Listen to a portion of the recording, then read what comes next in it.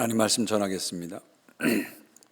요즘 우리가 성경을 통독하는데 구약을 한 장 읽고 또 신약을 한 장 읽고 시편을 한 장 읽습니다. 매일 우리가 시편을 한 편씩 읽어가는데요. 여러분, 시편이 150편으로 되어 있는데 그 중에 가장 많은 시가 탄식시입니다. 나와 현실을 바라보면서 탄식하는 시가 가장 많습니다. 150편 중에 67개의 시편이 탄식시로 이루어졌습니다. 오늘 우리가 읽은 시편 11편도 탄식시입니다. 다윗이 자신과 자신의 현실을 바라보면서 탄식하는 그 시가 바로 오늘 11편의 내용입니다. 특별히 다윗은 당시에 자기가 처한 이 사회적 현실을 보면서 탄식하고 있습니다. 저는 그래서 이 11편을 가리켜서 이건 사회적 시다, 소셜 쌈이다, 이렇게 이름을 붙이고 싶어요. 다윗은 자신이 살고 있는 시대를 보면서, 사회를 보면서 탄식하면서 노래하고 있는 것이죠. 다윗이 살고 있는 시대, 구체적으로 사울 통치 말기의 상황을 얘기해주고 있습니다. 사울 말기에 가서 시대가, 왕이 미치고 시대가 미쳐가는 시대로 바뀝니다. 완전히 시대가 무너진 거죠. 사회가 무너졌어요. 그걸 보면서 탄식하면서 다윗이 노래하고 있습니다. 다윗은 자신이 살고 있는 시대를 한마디로 이렇게 표현합니다. 3절을 보시면요, 터가 무너지면 의인이 무엇을 하랴. 터가 무너지면 의인이 무엇을 하라. 여기서 터라는 말이 히브리어로 시트인데요. 이 말은 어떤 상태를 정상적으로 만드는 기본 동작을 말합니다. 다시 말하면 사회의 기초가 되는 어떤 원리 원칙을 말합니다. 이 터가 무너졌다는 것은 사회 기초가 무너졌다는 것이고, 원칙이 무너졌다는 것이고, 질서가 무너졌다, 그런 말입니다. 지금 다윗이 살고 있는 시대는 모든 영적 도덕적 기반이 다 무너졌습니다.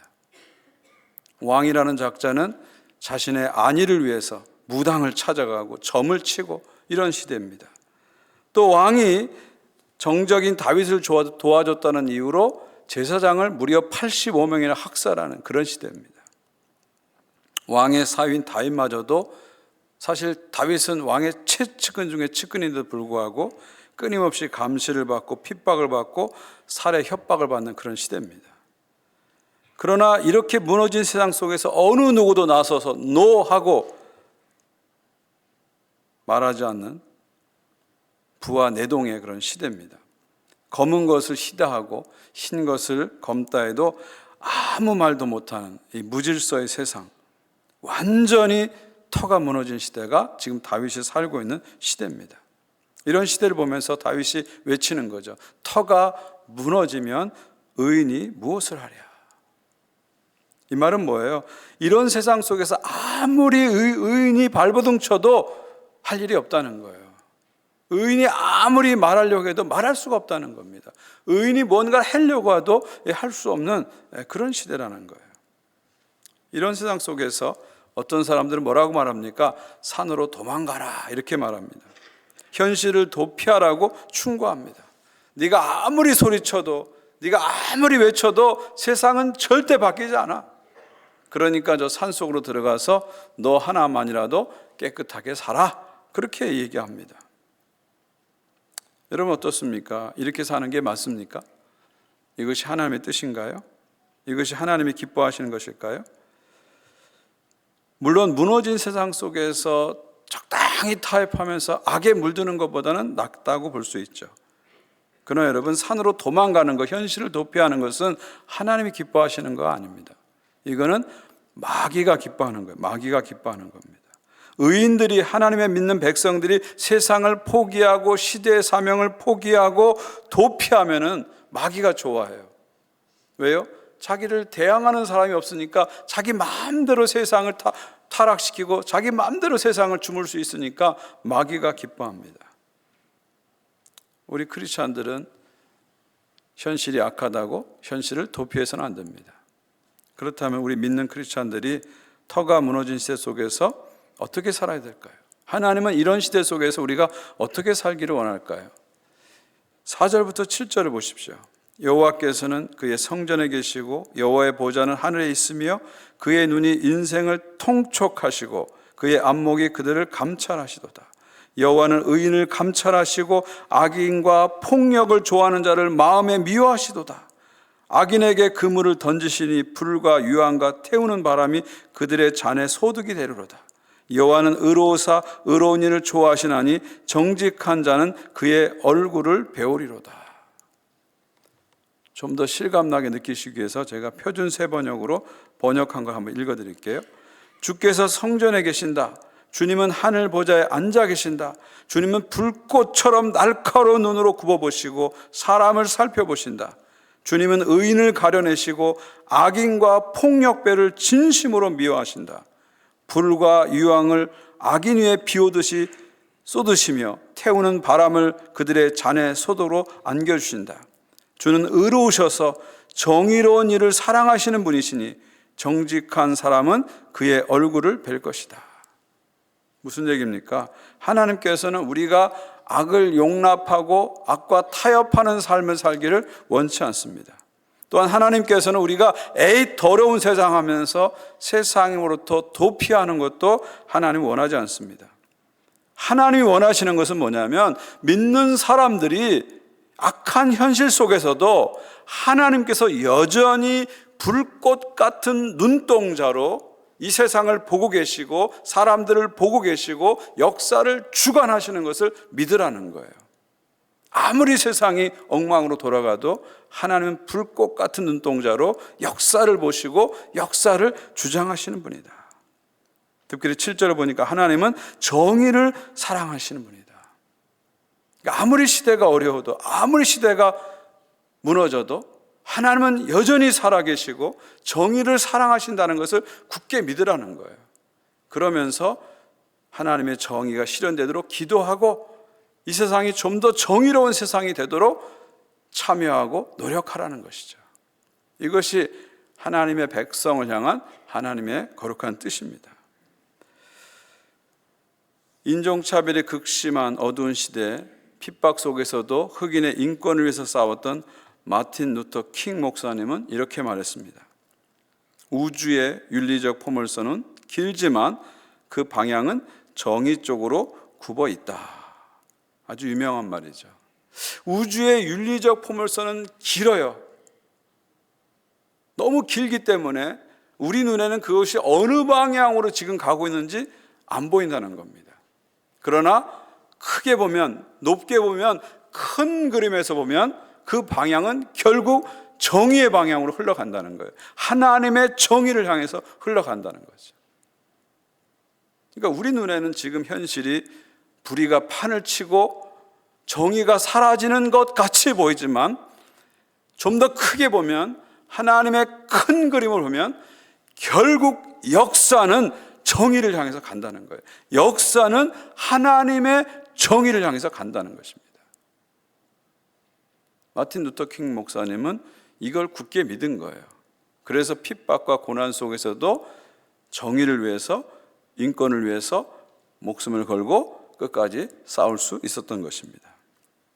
사랑하는 성도 여러분, 하나님께서는요, 예수님 이 땅에 보내셔서 십자가에서 우리를 죽게 하시고 다시 사심으로 우리를 구원하셨어요. 우리 같은 죄인만 구원한 것이 아니라 온 세상을 구원하셨습니다. 하나님의 영광의 무대인 우주도 구원하고 하나님의 역사도 구원하신 거예요. 우주와 역사를 다 구원하신 거예요. 저는 저 개인의 구원도 확신하지만 역사의 구원도 확신합니다. 하나님이 나 같은 죄인을 구원하셔서 하나님 나라를 주신 것을 저는 굳게 확신합니다. 동시에 하나님께서 이 역사를 구원하셔서 결국 역사를 하나님 나라라는 방향으로 끌고 가신다는 것을 저는 확신해요. 중간에 무슨 일이 일어나도 어떤 일이 생겨도 결국 역사는 예수께서 이 땅에 오셔서 이미 승리하셨고 아직 승리하지 않으셨지만 장차 완전히 반드시 승리하실 하나님 나라를 향해서 도도하게 중단 없이 확실하게 끝까지 흘러간다는 걸 저는 믿습니다. 저는 이 하나님 나라에 확신이 있기 때문에, 역사의 구원에 확신이 있기 때문에 역사를 보면서 저는 절망하지 않습니다. 현실을 보면서 낙담하지 않습니다. 우리 하나님께서 불꽃 같은 눈동자로 이 나라를 지키고 이 민족을 지키고 이 역사를 끌고 가십니다. 우리가 이런 확신을 가지고 나라를 위해서 기도해야 되는 거예요.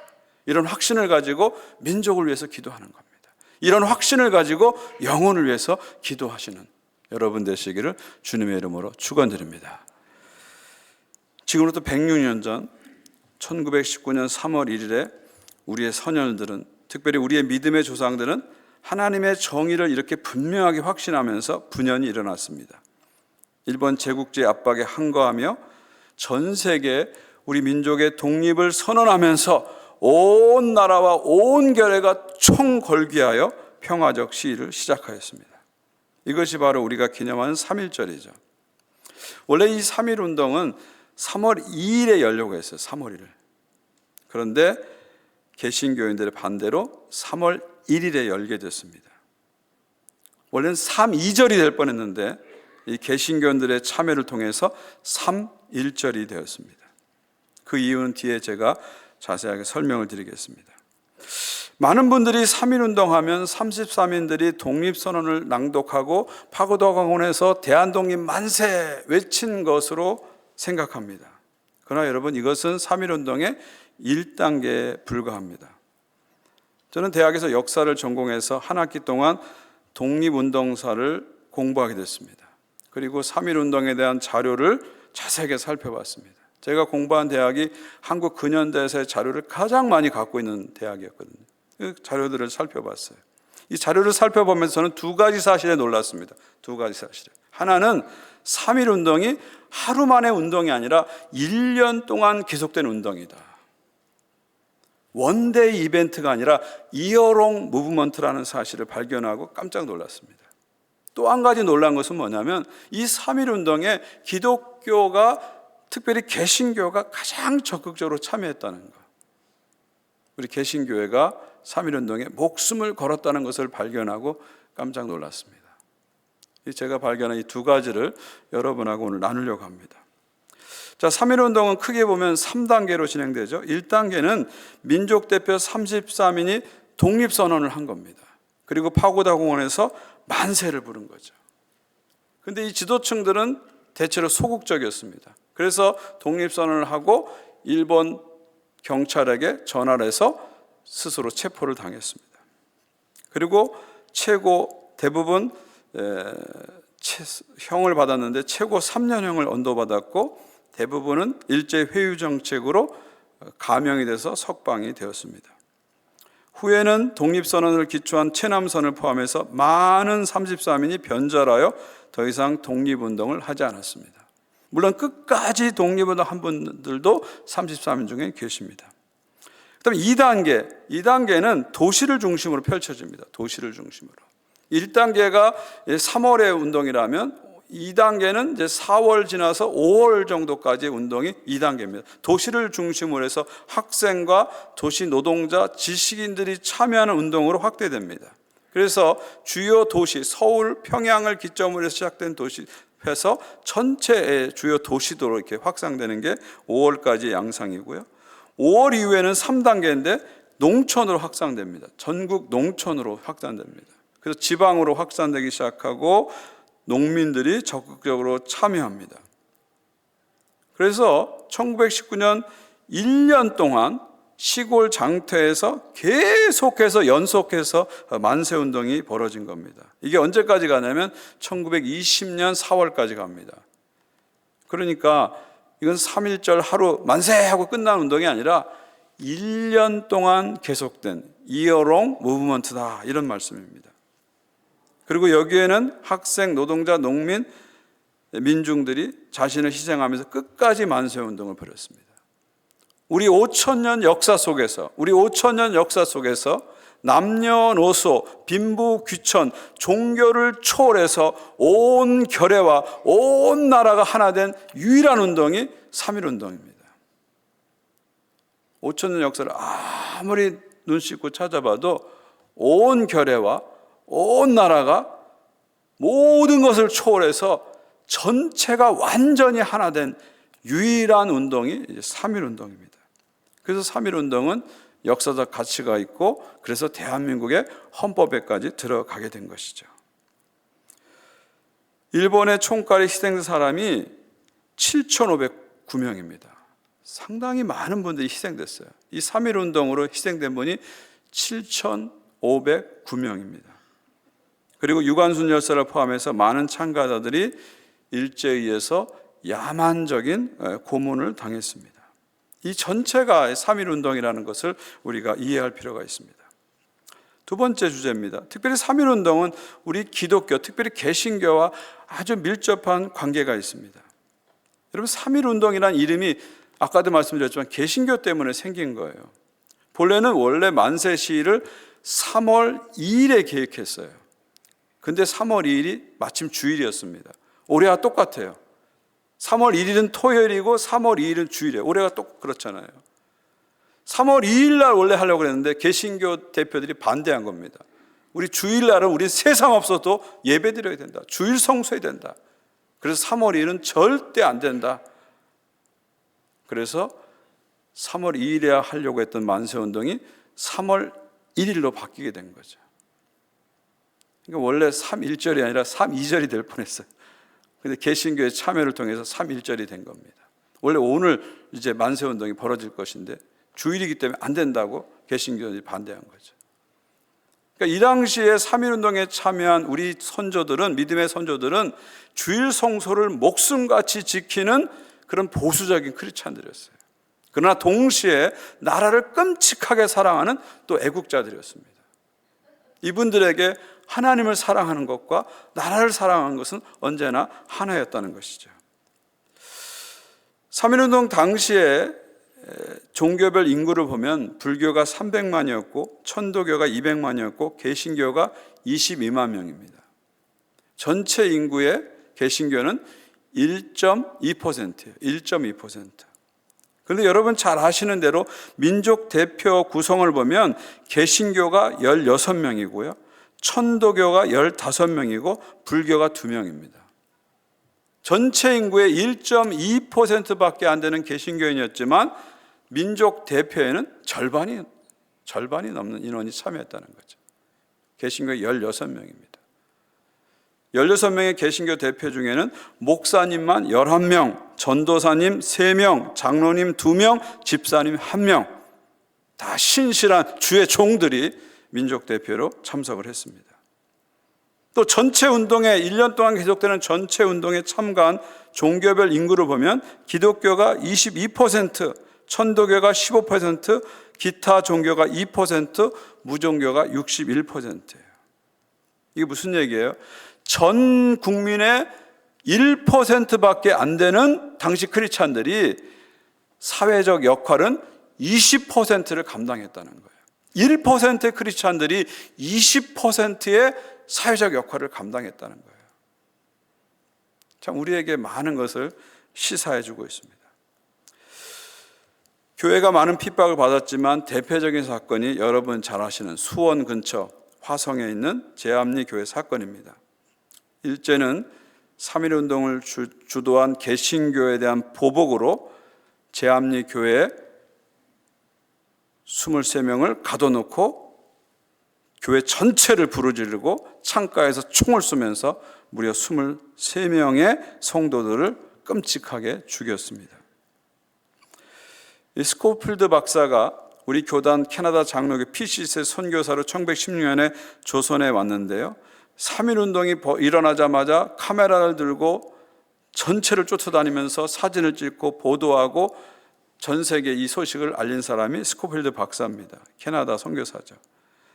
제암리 사건 소식을 듣고 이 스코틀 반다가 그 당시 신촌 세브란스 연대 세브란스 병원의 의사였는데 신촌에서 화성으로 수원으로 달려가서 기차를 타고 달려가서 사진을 찍어서 캐나다 선교본부에 보내서 전 세계에 일제 만행을 알린 사람이 스코필드 박사입니다. 그분이 찍은 사진 2장을 좀 보여드리면요. 첫 번째 사진이 바로 불탄 교회 사진입니다. 교회가 일제 만행에 의해서 불타고 23명이 타 죽고 거기서 죽었어요. 시체 냄새가 이게 진동했다고 합니다. 그 다음 사진 보면 남편을 잃고 아버지를 잃은 아내와 또 딸의 모습이 이제 스코필드 박사의 카메라에 담겨져 있는 것이죠. 아주 귀한 역사적 자료입니다. 저 사진이 없었다면 일제는 저 만행을 부인하고 시인하지 않았을 거예요. 아주 귀한 사진입니다.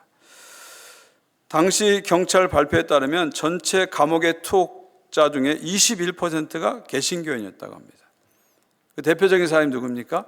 이해학당 학생이었던 유관순 열사입니다. 여러분, 유관순 열사는 아주 믿음이 깊은 집안의 사람입니다. 충청남도 천안에서 부모님이 다 예수를 믿고 본인도 주일학교 열심히 다니고 예배에 열정이었던 그런 소녀였죠. 그의 작은 아버지도 전도사로 일을 했고요. 나중에 서울로 올라와서 이해학당에서 공부를 했습니다. 전국 방방곡곡에서 목사님 집에서 장로님 집에서 성경 강습회에서 독립선언서와 태극기가 만들어졌고 만세 시위를 계획했다는 기록이 많이 남아 있습니다. 당시 상황을 보고한 미국 선교사들의 보고에는 이렇게 되어 있습니다. 지금 한국에서는 예수를 믿는다는 것과 독립시위에 참여한다는 말이 동의어가 됐다.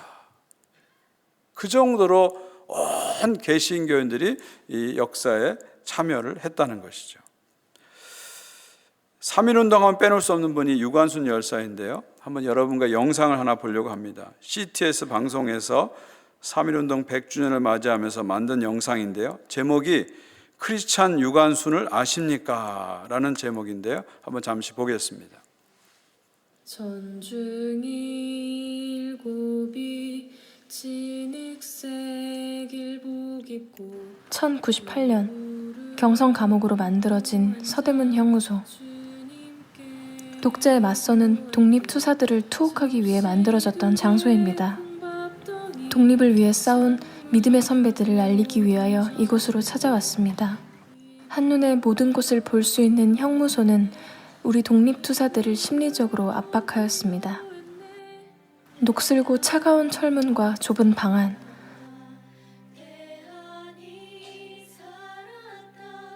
밖은 못 보고 안은 구석구석 들여다보는 감시창. 1919년 유관순은 3.1운동과 아운의 만세운동의 혐의로 이곳에 오게 됩니다. 그녀는 법정에서 내가 왜 죄인이냐, 내 나라에서 만세를 부르는 것이 무엇이 죄냐 라며 의자를 던지며 항의했습니다. 1920년 3월 1일 감옥 안에서조차 만세운동을 주도한 유관순. 그녀는 5년의 형을 받고 사면을 통해 감형받았지만 출소 이틀 전 고문 후유증으로 죽게 됩니다. 그녀의 이러한 독립에 대한 의지는 어디서 나오는 걸까요? 유관순은 모진 고초 속에서도 예수님의 마음을 붙잡고 그것을 이겨내었습니다.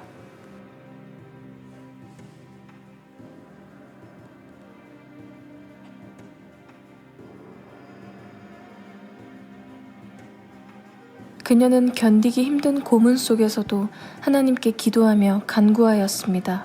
주님이 고난받으셨을 때 이겨내셨던 것처럼 자신에게도 그러한 힘을 달라고.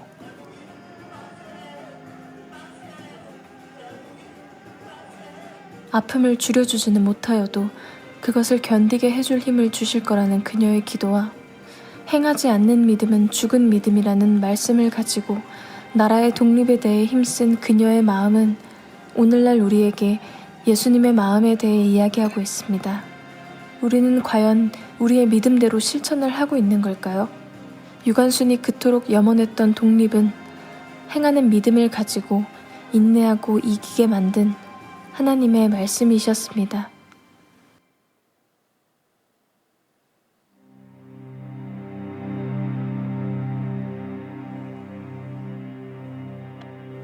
대안이 살았다.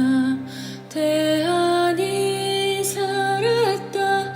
산천이 이동하고 바다가 끓는다. 에이 데이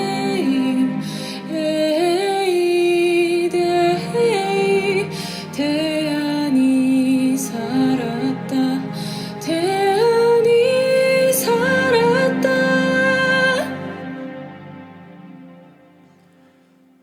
우리는 이 피눈물 나는 역사를 잊어서는 안 됩니다. 19살의 꽃다운 나이에 예수님의 십자가를 짓고 숨져간 우리 유관순 열사를 잊어서는 안 되죠. 일제 총칼에 불태워진 23명의 제암리교회 성도들을 잊어서는 안 됩니다.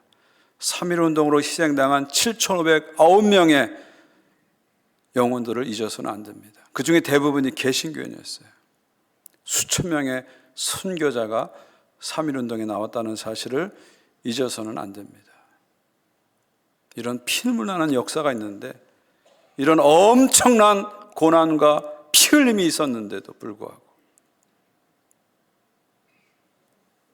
일제시대 조선인의 국적이 일본이라느니, 백범 김구 선생의 국적이 중국이라느니, 이런 엉뚱한 소리를 하는 일들이 오늘날 있는 것은 너무도 안타깝습니다. 어찌 이 피눈물을 기억한다면 그런 말을 함부로 할 수 있겠습니까?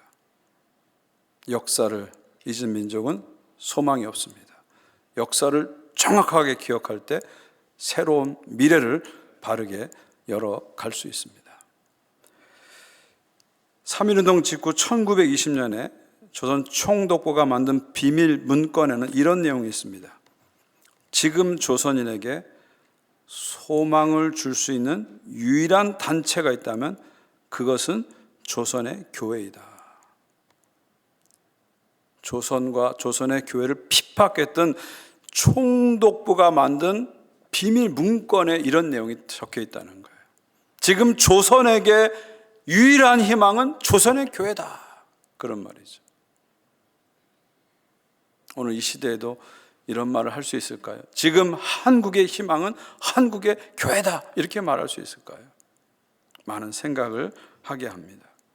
또 하나 특이한 사실은 당시의 성도들은 만세운동으로 감옥에 들어가서도 열심히 전도를 했다는 거예요.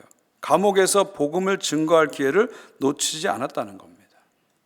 근데 뜻밖에도 교회가, 교인들이 역사의 고난에 동참하면서 전도를 하니까 감옥에 있는 사람들이 복음을 다 받아들이기 시작했습니다.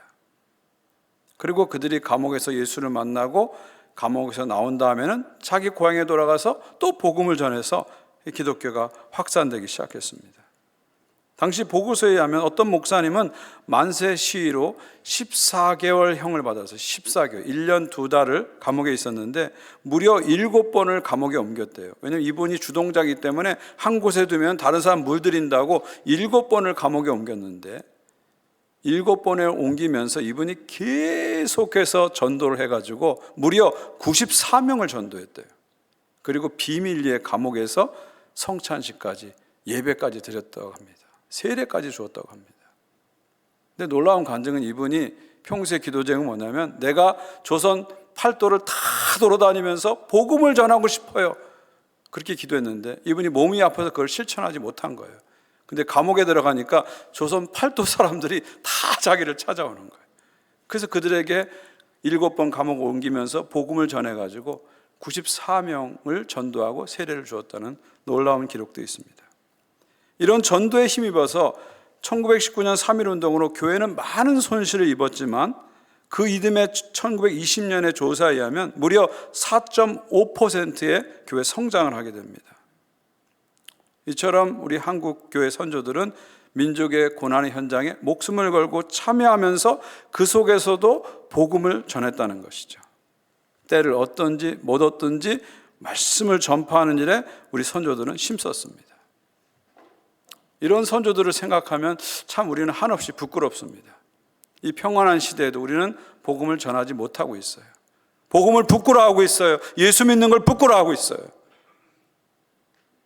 이런 우리의 모습을 우리는 부끄러워해야 됩니다. 106년 전에 선조들처럼 어려운 상황 속에서도 때를 얻든지 못 얻든지 우리는 전도해야 돼요. 복음을 전해야 됩니다. 마지막으로 영상을 하나 보면서 오늘 설교를 마치려고 합니다. 국민일보가 제작한 스코필드 박사 영상인데요.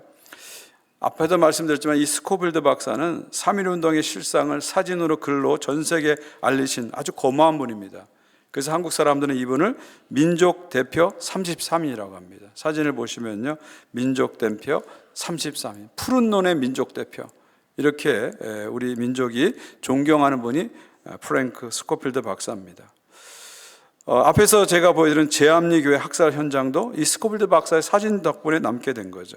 또 이분은 서대문 형무소에 유관순 여사를 자주 찾아가서 약을 이렇게 제공하신 분도 바로 캐나다 선교사 프랭크 스코필드 박사입니다. 여러분, 스코필드 박사님은 캐나다 선교사예요. 토론토 대학 수의과 대학에서, 지금의 겔프 대학이죠, 수의과 대학에서 박사학위를 했습니다. 그리고 1916년에 우리 교단인 캐나다 장로교회 선교사로, PCC 선교사로 한국에 받으셨습니다. 그 당시 선교 분할 정책에 의해서 캐나다 장로교 선교사가 주로 함경도와 만주를 선교했죠. 대표적인 선교사가 그리어슨 선교사님, 우리 한국말로 구레선 선교사님이라고 그러죠. 이분은 캐나다 헬리팩스 출신인데 델하우지 의대를 졸업하고 한국에 가서 함경도 지방을 중심으로 해서 선교했던 분입니다.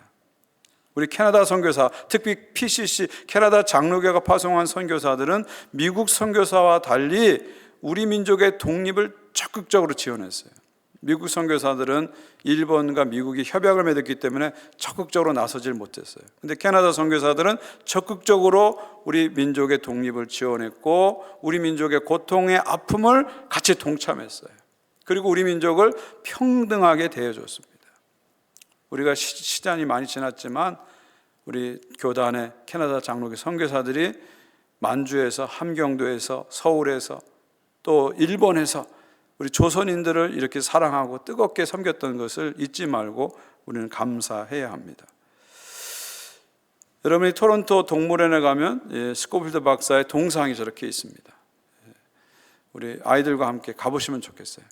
토론토 동물원에 가셔서 코끼리만 보여주지 마시고 우리 스코필드 박사님의 동상도 보여주면서 우리 민족을 위해서 이렇게 훌륭한 캐나다 분이 있었다 알려주십시오. 그래서 우리 아이들이 100% 캐나다인으로, 100% 코리안으로, 100% 크리스찬으로 자랄 수 있도록 저런 귀한 분을 소개해 주시면 좋겠습니다.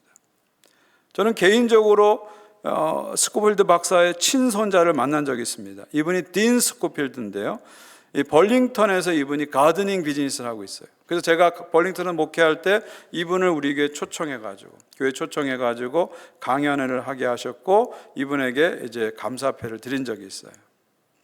이게 2015년 10년 전입니다. 많이 젊었죠. 10년 전 사진인데, 10년 전 사진이에요. 근데 여러분 사진을 자세히 보시면 제 손 몸 앞에 뭐가 있죠? 카메라가 하나 있는 걸 볼 수 있죠. 저 카메라가 바로 스코필드 박사님이 사용하신 카메라입니다. 손자가 갖고 있는 거예요. 3.1운동의 그 생생한 증언의 사진을 찍으신 이 스코필드 박사님의 카메라가 저 앞에 있어요. 제가 이 카메라를 만지면서 얼마나 감격스러운지 모르겠어요. 이 카메라, 역사를 증언한 이 카메라를 만지면서 너무나 감격스러웠어요. 그리고 또 너무나 감사한 마음을 가지게 됐습니다. 영상을 같이 보겠는데, 이 영상은 국민일보가 3.1운동을 기념하면서 작년에 만든 스코필드 박사에 대한 영상입니다. 함께 보겠습니다.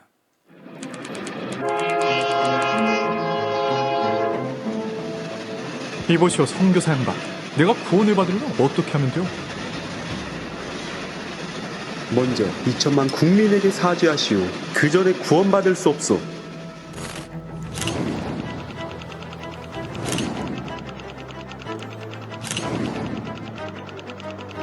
조선을 사랑했던 선교사 프랭크 윌리엄 스코필드입니다.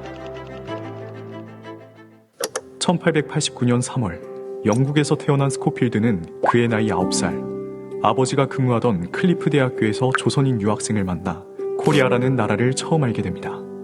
집안 형편이 넉넉하지 못했던 스코필드는 농장에서 가축을 돌보며 대학 진학에 필요한 자금을 모았고 자연스럽게 가축에 큰 관심을 갖게 돼 토론토 대학 수의학을 전공합니다. 소아마비를 앓아 몸이 불편했음에도 전 과목 A학점을 놓치지 않으며 박사 학위까지 취득한 스코필드. 창창한 미래가 펼쳐질 일만 남은 그에게 새로운 인생길을 걷게 할 서신 한 통이 도착합니다.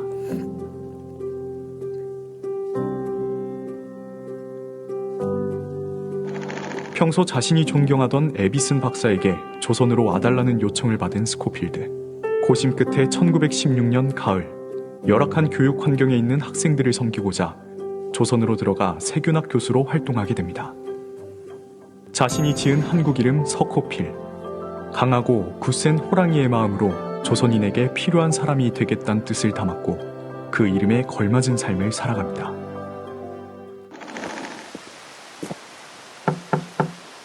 선생님, 독립을 향한 조선인의 간절한 외침을 해외에 알려주십시오. 은밀하게 찾아온 이갑성의 부탁이었지만 스코필드는 조금도 주저하지 않고 독립운동에 함께할 것을 약속합니다.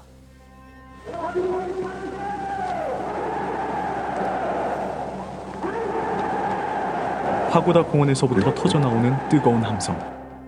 자유를 외치며 거리로 쏟아져 나오는 인파 속에 함께 있던 스코필드는 3.1운동의 역사적 현장을 사진으로 기록했습니다. 독립을 향한 조선인의 간절함, 이를 제압하고자 총을 켜누는 일본의 탄압 모습을 자신이 목격한 그대로 해외에 알리기 시작합니다. 그리고 한 달 뒤 3.1운동의 보복으로 일본이 잔인무도한 학살을 벌였다는 소식을 들은 스코필드. 바로 제암리 학살 사건이었습니다.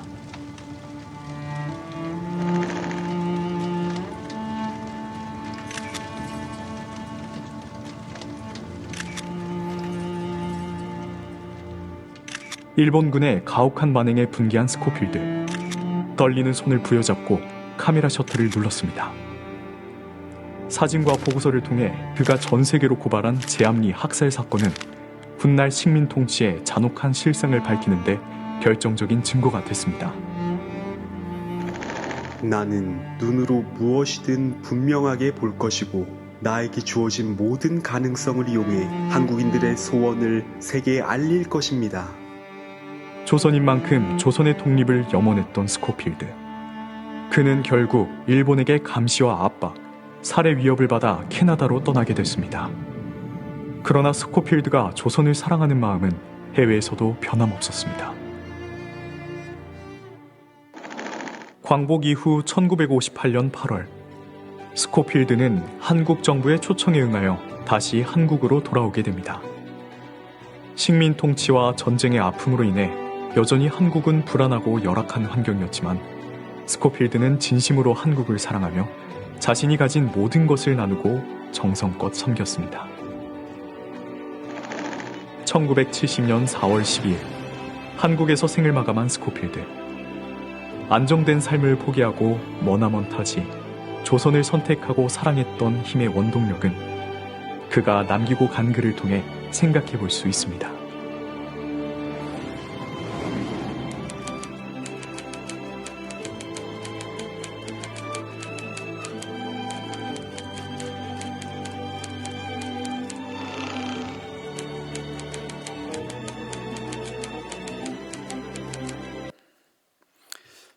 저는 설교를 준비하면서 이 영상을 여러 번 봤는데 볼 때마다 마음에 뭉클함이 있었습니다. 저도 모르는 눈물이 흘려졌습니다. 여러분, 우리는 스코필드 박사를 잊어서는 안 되겠죠. 이 스코필드 박사는 시편 11편을 온몸으로 살아낸 분입니다. 악이 판치는 세상 속에서 악에 타협하지 않고 악의 현실을 용기 있게 사진으로 글로 남기신 분이시죠. 토론토 대학 의학대학의 박사학위를 가지고 얼마든지 윤택하고 편안한 삶을 살 수 있었지만 조선이라는 가난한 나라에 와서 선교사로 왔습니다.